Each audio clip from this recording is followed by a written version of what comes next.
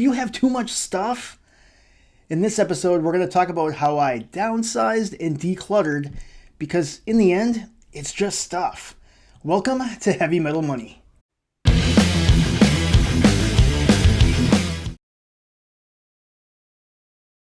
Hey, welcome back. So I started this plan to have an option. I wanted to retire by the age of 55. And so over the past year or two, I've slowly been starting to declutter and organize and really becoming more of a minimalist. I mean, I just cringe at the thought of moving and transporting all of my stuff, all my belongings, overflowing closets, drawers, shelves, all my stuff, right? And so I really started doing this kind of multiple reasons. The first one really is, it is just stuff. I don't have to hold on to so many things. When I started doing this, again, going through the kitchen, decluttering the kitchen, why do I have 3 pizza cutters? How many Gladware containers do I need? How many leftovers am I going to send people home with? Not that many. It's kind of ridiculous how much stuff has accumulated in the 20 years I've been living in this home. As George Carlin said, we just have stuff, and then we keep it in our house, and then we need a bigger house to keep more stuff. I had 3 crock pots. Three full-size crock pots. I don't need 3 crock pots. Now, I do live in the Midwest, and there's definitely a reason to have more than one slow cooker. So now I have a big one and a small one for dips and stuff, right? But there are multiple reasons why I wanted to do this. And it really was kind of twofold. One was because my kids are on their own, starting their own adult lives. And I wanted to consider downsizing into a smaller home.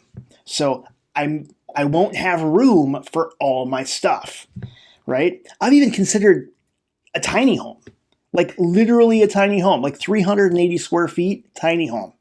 That means I would have to get rid of a lot of stuff. It's crazy.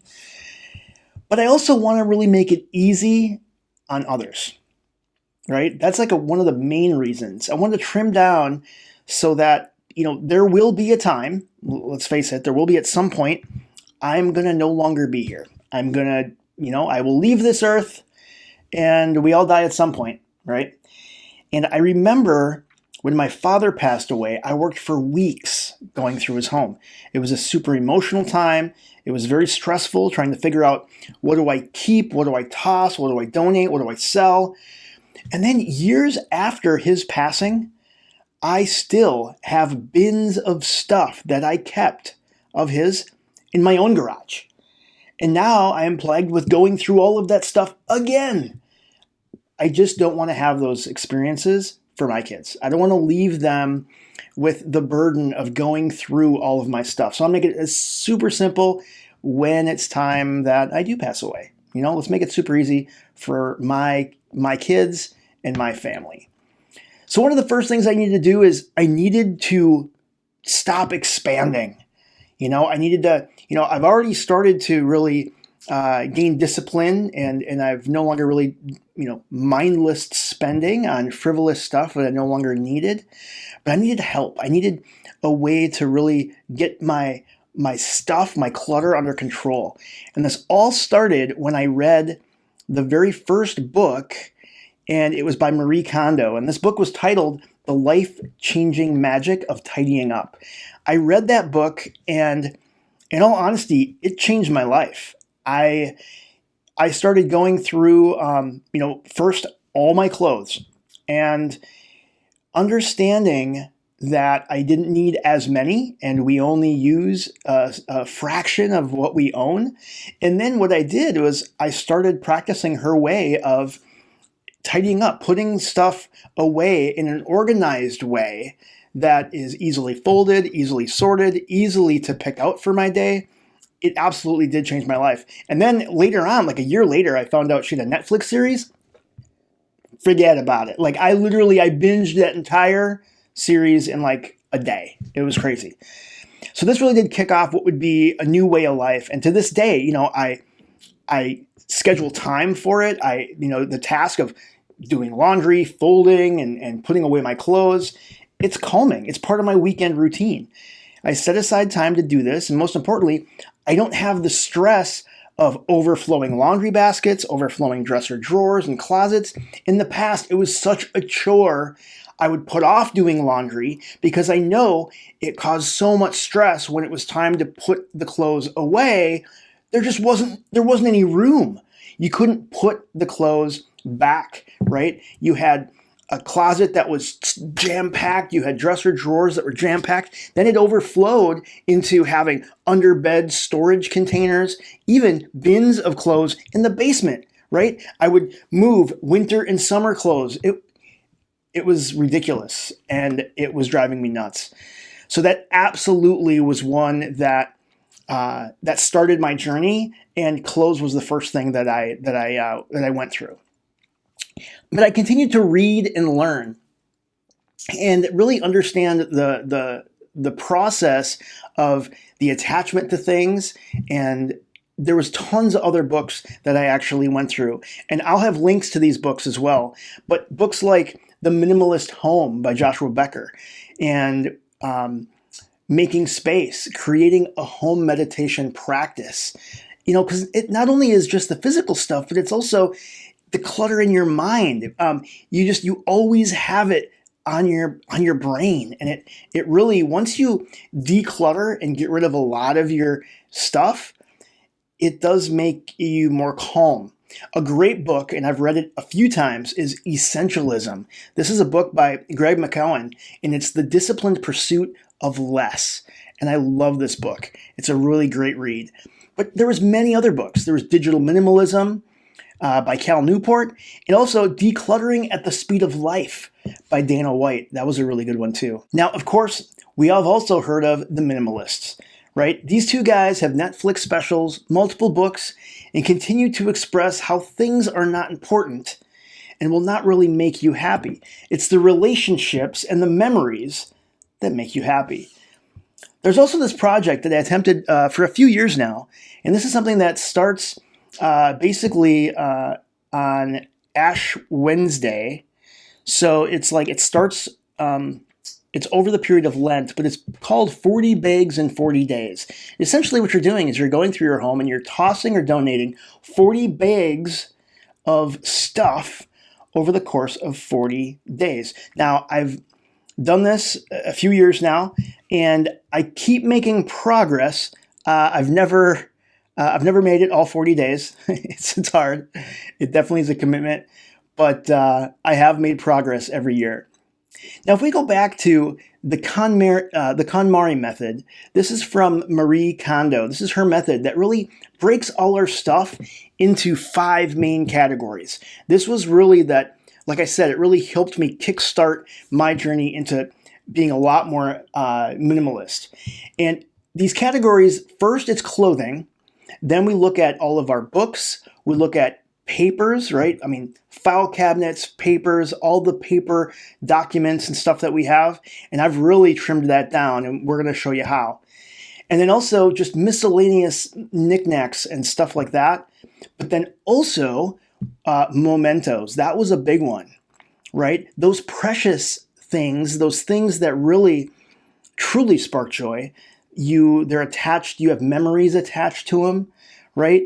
Things that, things when your children were very, very small, right? Little pieces of artwork, for example. Or for instance, in my case, my dad passing away and having some of my dad's things. It was really hard to part with those things. But once you start looking at what really does bring you joy, it does change the way you look at as stuff. And it doesn't mean just because you got rid of that physical thing that you don't cherish and don't carry on that memory.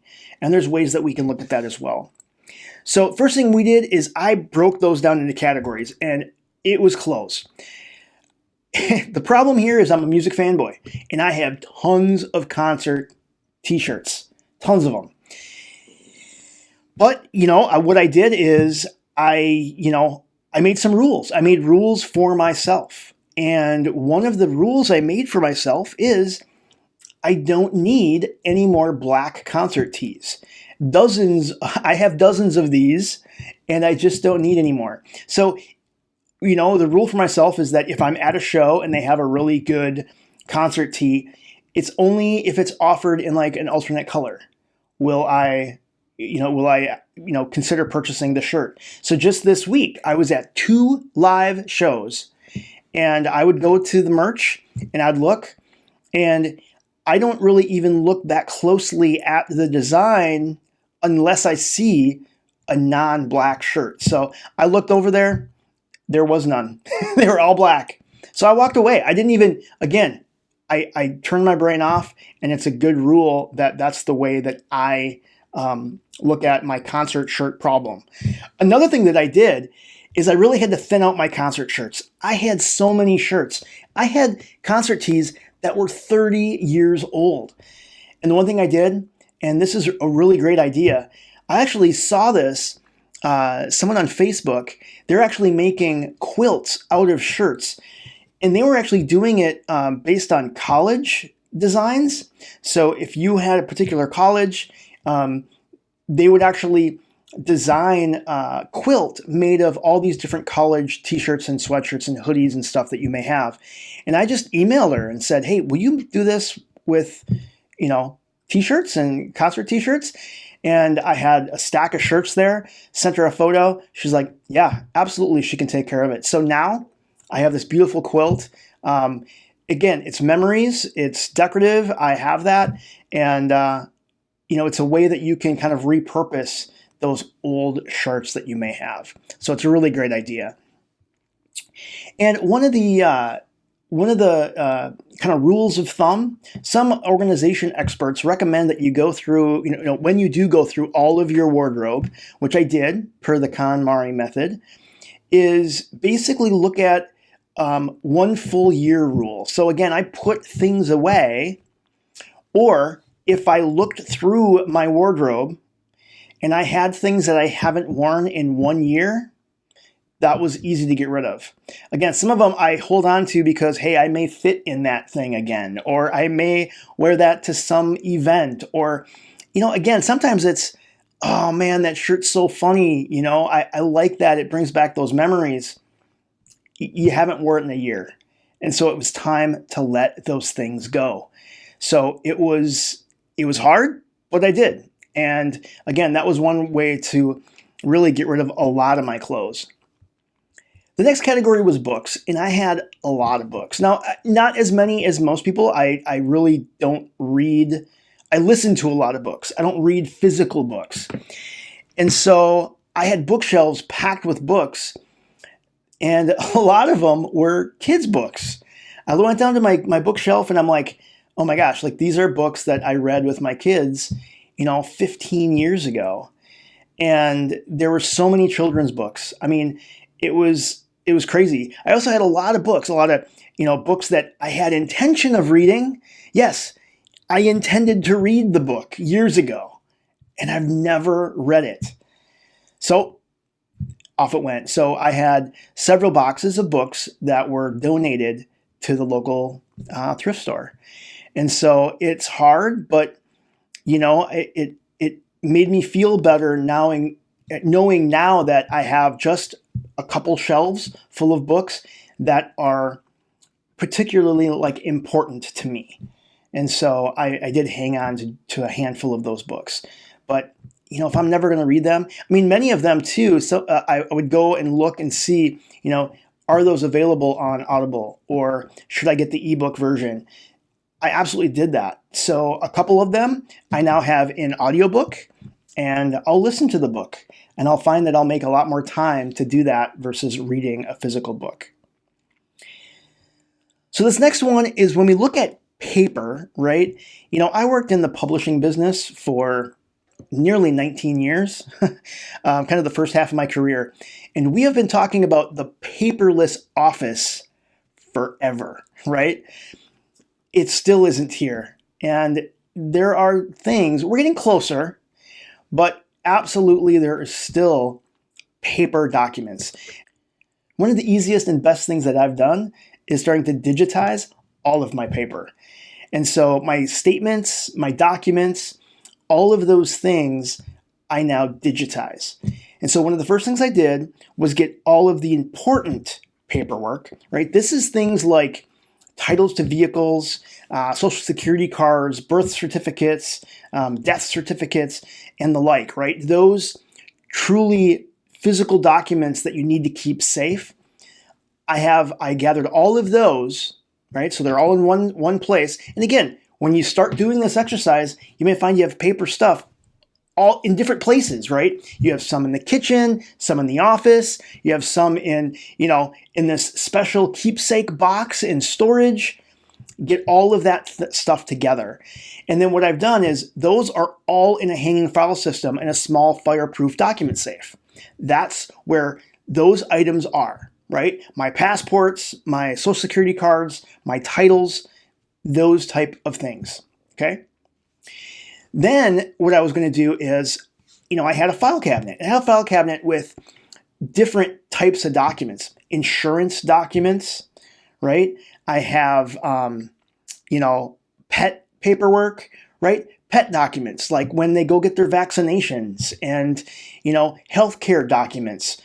How many times do you receive explanation of benefits and then the statement from the doctor and then the hospital and then the radiologist?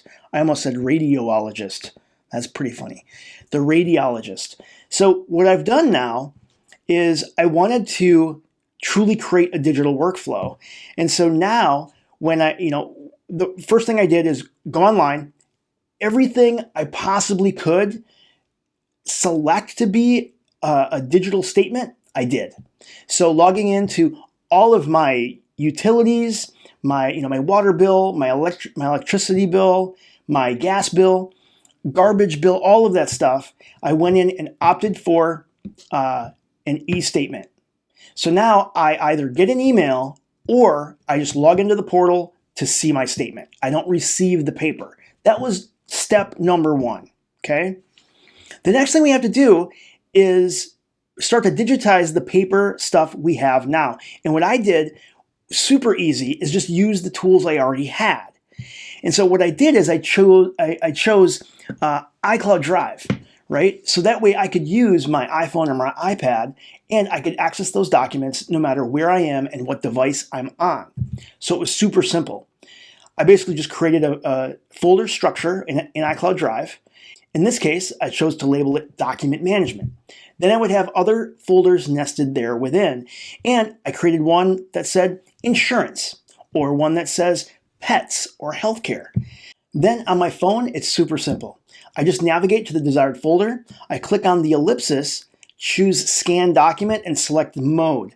Typically, I just choose black and white. This is almost always text, and I want to keep the absolute smallest file size.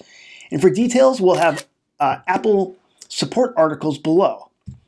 My workflow is that once I receive, for instance, a healthcare clinic statement, let's say they send me a statement after insurance is paid. Let's say I have a statement, my balance for the statement after a visit is $23.76. I'll pay the clinic online. I mark the physical statement as paid, and then I write the date on it. Then what I do is I take that statement and I file it in the proper location. Then the physical document can be shredded. There's no need to keep that physical document anymore. So I no longer keep any of these physical paper documents.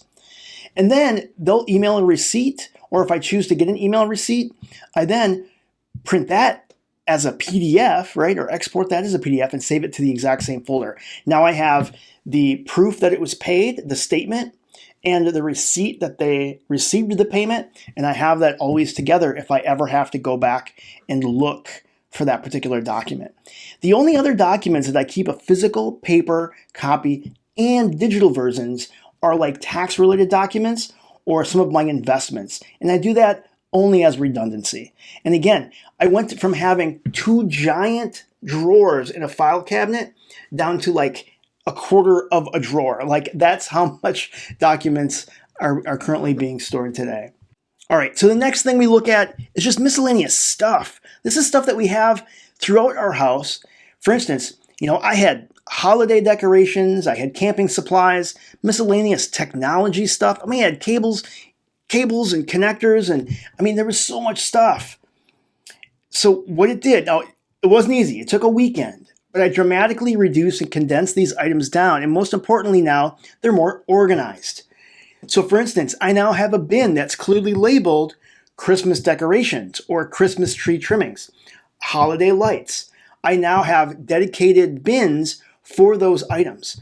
One for Halloween decorations and one for Halloween costumes. Super simple. And I got rid of, so much stuff. Absolutely. And another thing was camping stuff. I don't know why, but I had so much camping stuff. I love camping, but now I've trimmed camping stuff down to just the essential items. I've sold extra tents. I've donated sleeping bags. I don't even know why I had 8 sleeping bags. Yes, I had 8 sleeping bags. I recycled tons of electronic components, old hard drives, cables, I had a couple of VCRs, I had DVD players, you name it, I deleted it. You name it, and I recycled it. So another thing that we look at is mementos. This one was really hard. This is those sentimental items and maybe something from childhood, a keepsake from a vacation. Perhaps an award for outstanding performance when you blew out your sales number, right? Sometimes you want to keep those things. For me, it was that little adorable knit stocking that stocking cap came on my 21-year-old son the day that he wore it home from the hospital. And it just reminds me that, one, he was so tiny, and 2, it was 10 below zero that day. I remember that. And so now I have 2 small bins on a shelf, clearly labeled mementos.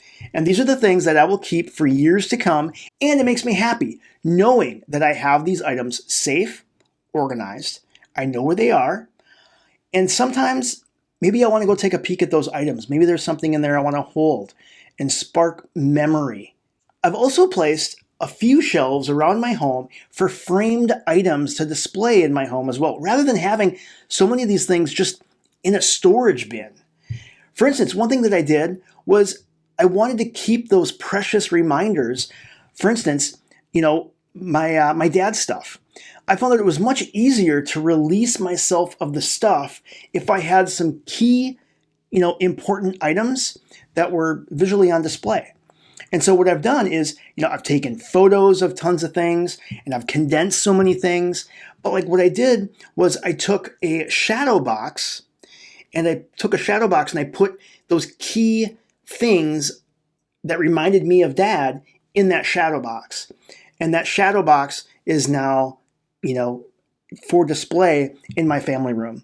And, it makes it that I see it, it reminds me, it brings me joy, and I remember my dad, right? Super cool. And this way I didn't have just bins of old stuff cluttering up my house, right? Pretty crazy.